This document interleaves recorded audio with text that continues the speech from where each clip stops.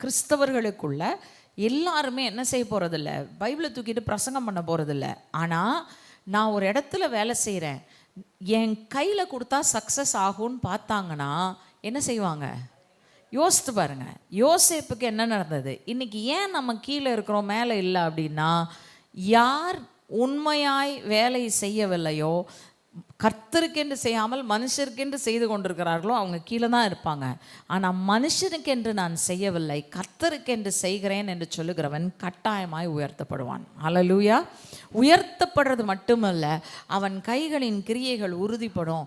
அவனை பார்க்குறவங்க அவன்கிட்ட சுவிசேஷத்தை கேட்க தேவையில்லை, பார்த்தோன்னே தெரியும் இந்த மனுஷன்ட்டு வித்தியாசமான ஆவி இருக்குது. கொஞ்ச நாள் போனான் மெதுவாக கேட்பான், ஏன் உன் கையில் கொடுத்தா மட்டும் எல்லாம் வாய்க்குது, நாங்கள்லாம் முட்டி மோதி செஞ்சு பார்க்குறோம் நடக்க மாட்டேங்குது, நீ செஞ்சால் மட்டும் எப்படி வாய்க்குது அப்படின்னு கேட்பான். அப்போ சொல்லணும், தெரியணுமா ரகசியம்?